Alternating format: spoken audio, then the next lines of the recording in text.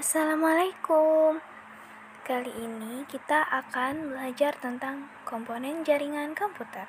Oke, langsung aja. Yang pertama ada PC atau personal komputer. PC adalah seperangkat peralatan komputer yang digunakan oleh satu orang atau pribadi, baik di lingkungan kantor, toko, rumah, maupun lainnya.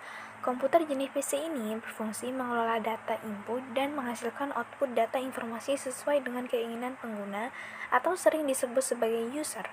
Dalam pengolahan data, mulai dari memasukkan data hingga menghasilkan informasi, komputer memerlukan sistem yang merupakan kesatuan elemen sebagai berikut.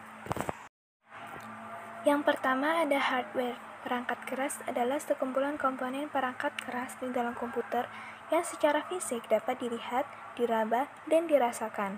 Hardware dikelompokkan menjadi 4 bagian, yaitu device input atau peralatan input, yang kedua device proses atau peralatan proses, yang ketiga ada device output atau peralatan output, yang keempat ada device perihal atau peralatan tambahan lainnya.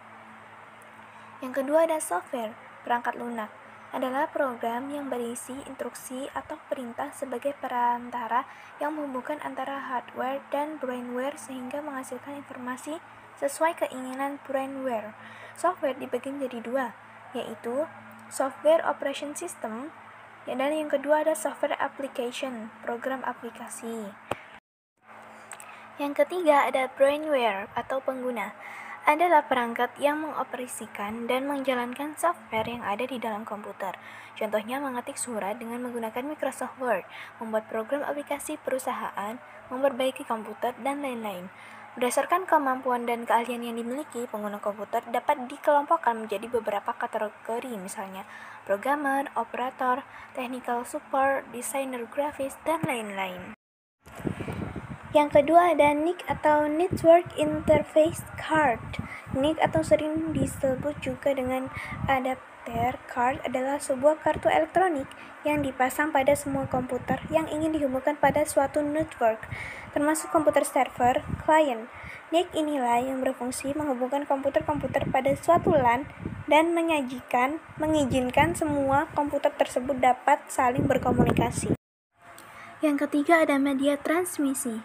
Wire network adalah jaringan komputer dengan menggunakan kabel sebagai perantaranya. Kabel yang umum digunakan pada jaringan komputer biasanya disebut dengan kabel UTP, Unshielded Twisted Pair. Kabel ini menggunakan bahan dasar tembaga tanpa pelindung di dalamnya. Makanya, kabel ini dinamakan dengan Unshielded Twisted Pair. Wireless network adalah jaringan tanpa kabel yang menggunakan media pengantar peralatan radio yang bisa saling terhubung. Jenis-jenis radio yang bisa digunakan memiliki macam-macam ragam yang banyak. Seperti halnya radio yang biasa kita dengarkan yang memiliki frekuensi, radio ini pun memiliki frekuensi yang membatasi tiap-tiap radio tidak saling berhubung. Frekuensi yang digunakan pada radio untuk jaringan komputer biasanya menggunakan frekuensi tinggi seperti 2,4 GHz dan 5,8 GHz. Data-data pada jaringan dapat ditransmisikan melalui 3 media. Yang pertama ada copper media atau media tembaga. Copper media merupakan semua media transmisi data yang terbuat dari bahan tembaga. Orang biasanya menyebutnya dengan nama kabel data yang dikirim melalui kabel. Bentuknya adalah sinyal-sinyal listrik, tegangan atau arus digital. Yang kedua ada optical media atau media optik. Yang terakhir ada wireless media atau media tanpa kabel. Jenis-jenis kabel yang dipakai sebagai transmisi data. Yang pertama ada koaksial. Kabel ini sering digunakan sebagai kabel antena TV dan disebut juga sebagai kabel BNC, Bond Node Connector. Kabel ini merupakan kabel yang paling banyak digunakan pada LAN karena memiliki perlindungan terhadap derau yang lebih tinggi, murah, dan mampu mengirimkan data dengan kecepatan standar. Keuntungan menggunakan kabel koaksial adalah murah dan jarak jangkauannya cukup jauh. Kekurangannya adalah susah pada saat instalasi untuk saat ini. Kabel koaksial sudah tidak direkomendasikan lagi untuk instalasi jaringan. Twisted pair terdiri dari dua jenis. Yang pertama, shallow twisted pair (STP).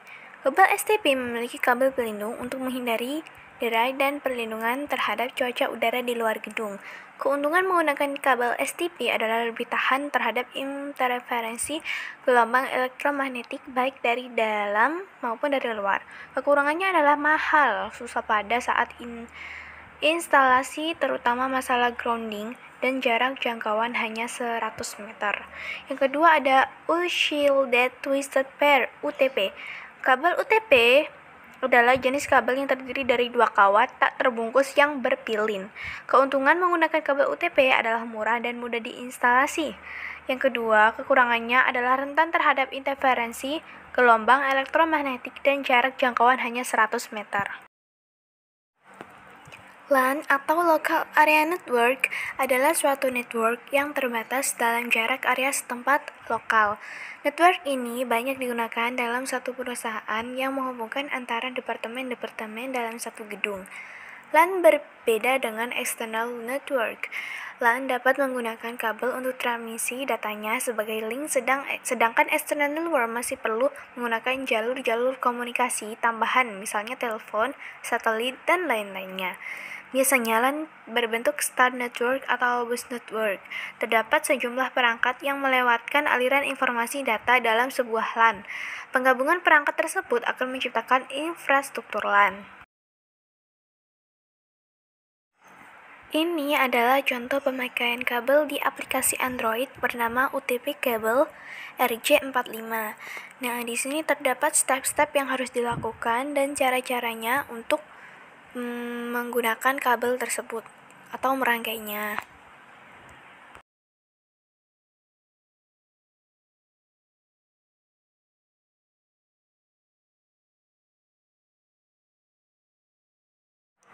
Oke, sekian dari saya. Wassalamualaikum warahmatullahi wabarakatuh.